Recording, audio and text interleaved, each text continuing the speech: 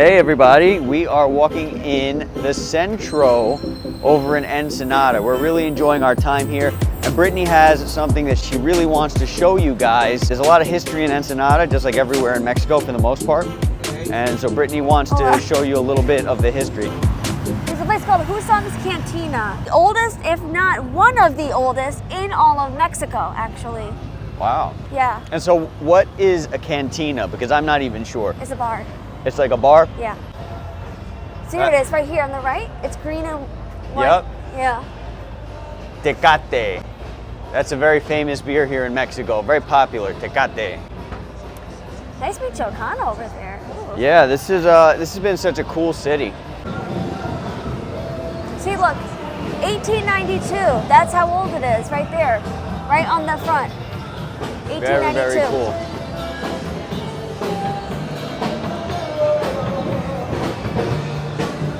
Hola. Buenas tardes. It is Gracias. the Husong's Cantina. All right. You can see the price up there.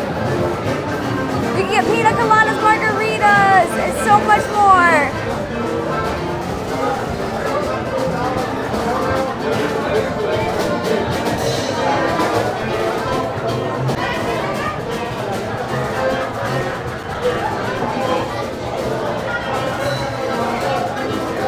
It is busy today.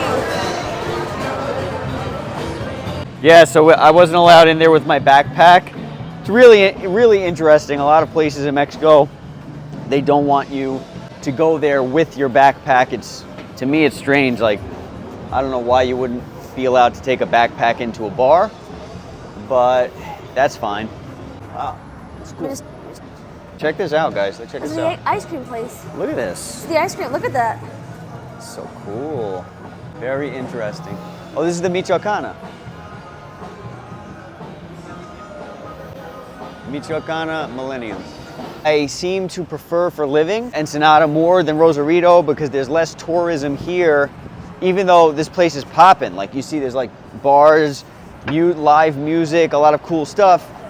I prefer for living the Ensenada vibe over the Rosarito vibe because, I mean, you're going to be spending less money if you come over here in comparison to Rosarito, and you're also going to get more of less of a touristic experience, which you may or may not want. If you want to party, from what I understand, Rosarito's the place, so maybe you'd want to go there if you want to party.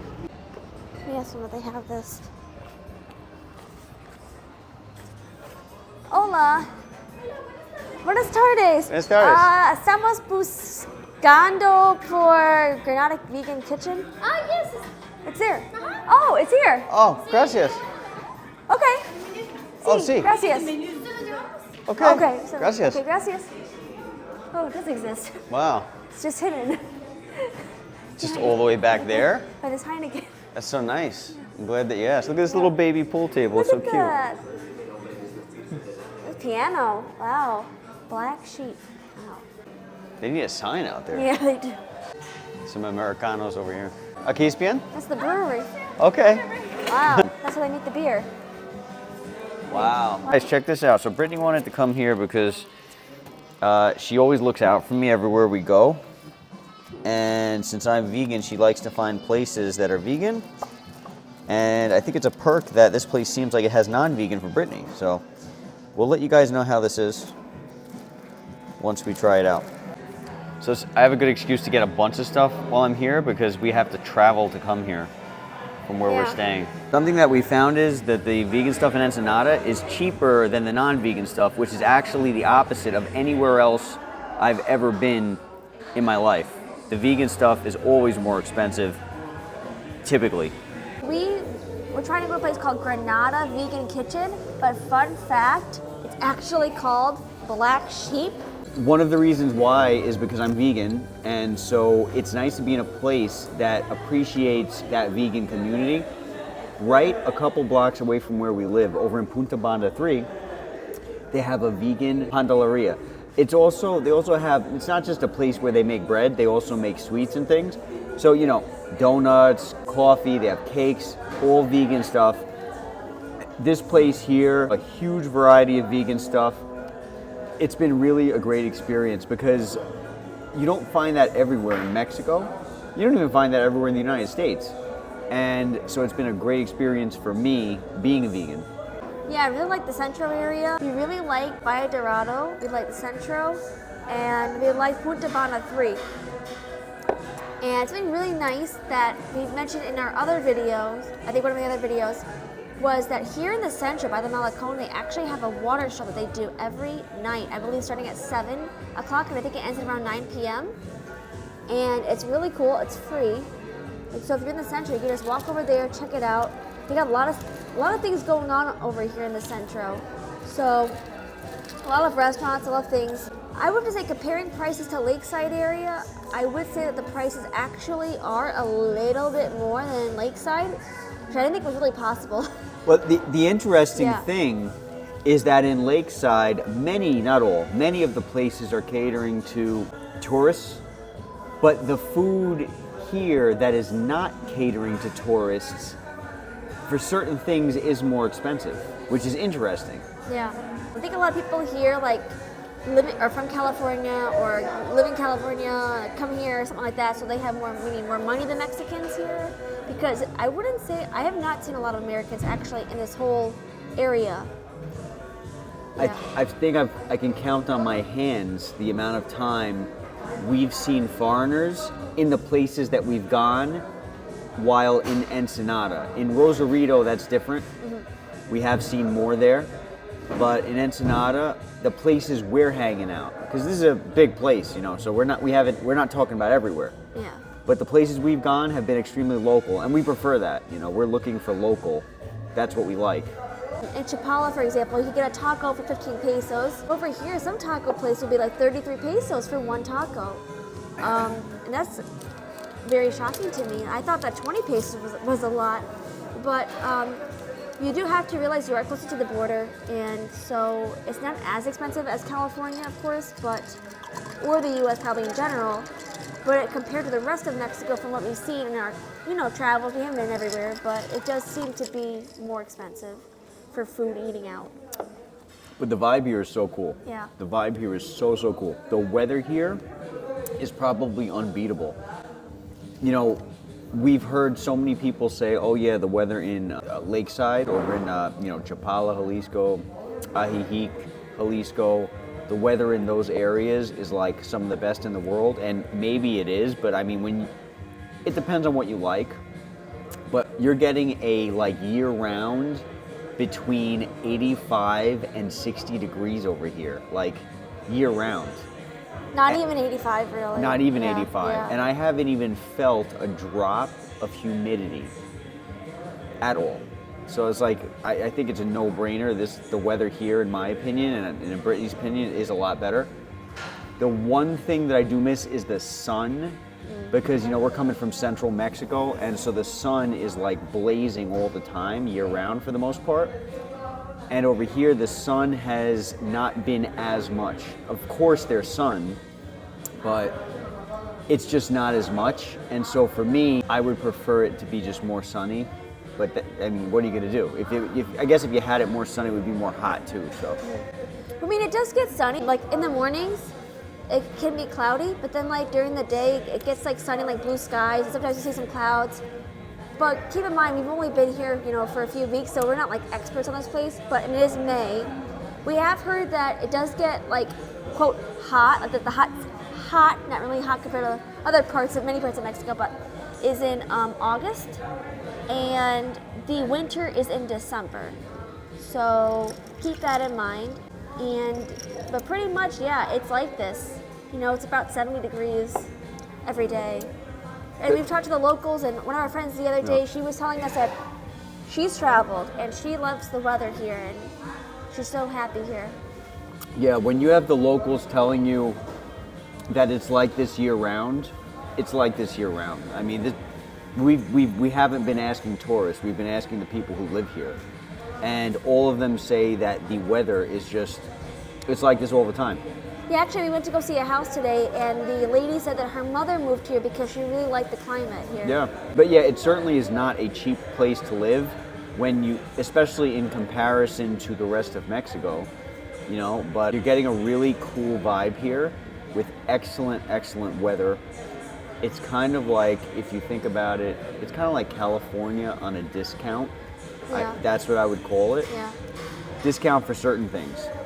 Yeah, it's not uncommon for people to go across the border to go shopping, because sometimes you miss certain things from the U.S. that you just cannot get here in Mexico. And so you just go a couple hours and you're in the U.S. and you're in California, and you could just go to the stores that you miss. And you're not going to do that every day, but I mean, you could do that, you know, and it's kind of nice to know that you're near things if you miss certain things that you want to get. Yeah, you have more options here. If you like things from the United States, or you want to visit the United States, or you have family in the United States, you have more options here. A lot of people we know will cross the border for work and then just come home to Mexico, which is crazy.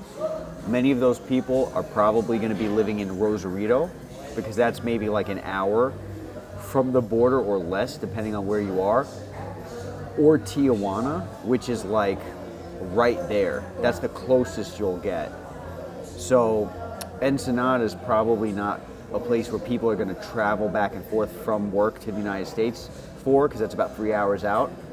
But if you still want to, I mean, that's a pretty big convenience still. You know, 3 hour drive or less, 2 hours, 2.5 hours, 2 hours. Yeah, 2 hours, yeah. So it's like really, that's still really convenient. Yeah, especially if you have like family that you could stay with in California and visit, and if you miss Taco Bell or you miss like certain things. Something I have not seen here that I do like about places like Morelia, Guadalajara have is a Selecto Chedraui. I don't think they have that over here in Tijuana, Rosarito, or Ensenada. But if you miss those products, you could just go to the United States and get them. It's really good. You just get yourself a Century Pass, and I've heard people recommend you get a global Century Pass. You don't have to stay in line so long. So anybody who actually has experience using a Century Pass, a global Century Pass, leave your comments down below. Do you like it? How often do you use it? Do you think it's worth it? Just know, have you ever thought to come to an area like Ensenada or Rosarito, Tijuana? It's been such a cool experience. I mean, I'm having such a great time on this trip because, I mean, when you have the people who are as great as they've been here, the weather as great as it is here, they have easy public transportation here. You have great shopping experiences here. So when you have all those things, all those factors, all those boxes checked, you kind of, yeah, it's probably somewhere you'd want to live when all your boxes are checked. Many people have different boxes, and that's fine. You know, if your box is a small town in the middle of nowhere where you're nowhere near the United States, well then this would not be the place. Yeah, so some people like to live in Lakeside because they don't want to be near big box things. They don't like to have that stuff. They don't want the Uber. Right. And if that's you, then you should probably stay in Lakeside, not come over here, because there's big box stores here. Yeah. Another thing that we have that I have not, and Brittany I know has not noticed here, is there's no COGS here. So for example, in Lakeside, we've spoken to you guys about the COGS. That acronym is attached to the Lakeside area. It stands for Cranky Old Gringos. You don't have those here. You have a bunch of young people, and the older people here are super chill. Super chill. It's not a small, cranky town full of cranky people. Now don't get me wrong, Lakeside is not only that. We've done plenty of videos telling you how great the people are when you come across great people. So keep that in mind. I'm not bashing the town, but what I'm telling you is the town has an acronym for itself called Cranky Old Gringos, and that's because that's what you find there. Fortunately, a lot of the Mexican people in Lakeside area, you can see on their face they're tired of kind of dealing with the American people. And not everyone, but a lot of people are. We've had nothing but good experiences here when it comes to the Mexican people treating us like, welcoming us to their town. You're not going to get as much of that over in that Lakeside area in our personal experience. So it's something that we've missed. I've definitely missed that. The loving kindness of the Mexican people. You find that when you go out of the Lakeside area more so than when you're inside of it. Also really nice, we mentioned before in the other videos, was that it's so easy to get around here if you don't have a car. Now there are the far places, but if you're sticking to like the Centro area, the Macro Plaza, which is the Walmart, the Starbucks, even to go to Costco, those kinds of places. If you just need to go get a car to go to the shopping and go to the Malecone and go to basic things like that, it's very easy to get around here. To get DD, it's a few dollars, and you can go 15, 20 minutes from here. Now, if you're going to be go traveling a lot, like to different parts on the, what I call the out there part, you may want to have a friend pick you up because it could be a little bit complicated, but generally speaking, it's very easy to get around here without a car. Yeah, if you're coming here without a car, I would not recommend Rosarito. I mean, I'm sure they have public transportation there, but if you don't want to rely on the public transportation, you're going to have a heck of a time dealing with the taxis. They banned Uber there, they banned Didi there, so you're stuck with the touristic taxis and the prices they will give you. Let me tell you, they will on the prices. They will, because we've already had it happen to us. So unfortunately, they're going to take advantage of you if you're a foreigner and you're living in Rosarito and you need a taxi. Not everybody, but it's already happened to us. So unfortunately, that's the reality. When you're in Ensenada, when you're in Tijuana, you have the opportunity to use the Ubers or the Didis or something along those lines. At least I think it's in Tijuana also. Here in Ensenada, we can tell you that they are allowed to operate here, and they've been great. They've been really great. The people are kind, the cars are I mean, for the majority, very clean, well kept for the most part. And it's been a great experience. You can get around town for a few dollars here and there, and it's been a great, safe experience so far. Yeah, and you can also use the Didi for like getting food and things like that. Like I used Didi today, and my food came really quickly. It's great. They have all these little promotions you can get sometimes with the Didi or the Uber Eats. I like Didi. Didi's good. Didi is very good. I highly recommend it if you're going to come to the area, planning on like maybe ordering food or getting like a cab kind of thing. Download the Didi app. It's free. It's not sponsored. Download it, and you can even recharge, like repay for your phone on the Didi app. That's great. Yeah. You can do so many things. Because normally when I'm charging my phone, I'm going to the actual website. I'm going to the Telcel website, and half the time the website's down, so I can't charge my phone. I can't pay for my phone. So I'm going to try the Didi app next time. Now, this is not a place, for example, that you would go to see like, well, so far I have not seen any pyramids or anything like that, or some people, it's not like Morelia, for example. Morelia, it's not colonial here. It's not colonial here. It's not colonial here. The houses are very different. It's kind of a different vibe. It kind of reminds me of like the United States and Mexico. They kind of combined. Oh, it's totally blended. It's like blended. It's totally like, you have pitched roofs here. You know, you only find pitched roofs in the United States for the most part, but they have pitched roofs here. It's crazy. And carpet. And carpet, like it's blended. You see the spillover of the American, the United States influence a little bit. It's interesting. It's really interesting. Yeah. Like we haven't seen, like in Lake Chapala area, for example, which is very unique because we hadn't seen that in a lot of parts of Mexico. The bricks. Right. The bricks in the ceiling. Yeah. It's very different. Yeah. Yeah, this isn't like a tiny little colonial town with, where you feel the history. At least if it is, we haven't seen an area that is like that. This is like straight up beach living. This is like bungalow living. You're walking around, you're seeing like shacks for houses that are supposed to be shacks for, like that's what they want them to look like, because this is like beach living. Yeah. It feels like you're in Long Beach, Long Island. I don't know if you guys have ever been over there. But Long Beach, Long Island, it looks like this place. This place looks like there. Yeah. I mean, it's crazy. Yeah. But it's definitely not colonial. If you're looking for a colonial town, you're looking at like Morelia, you're looking at like San Luis Potosí, maybe Guanajuato, places like that. Yeah. You're not gonna have that kind of stuff here. Our food finally came, and this is what we got. We both got French fries, and Joe got vegan food, and I got non-vegan food. Chicken wings.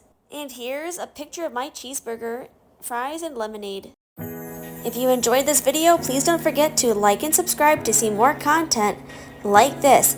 And stay tuned because we'll be putting out more videos on Ensenada. Have a great day and stay safe.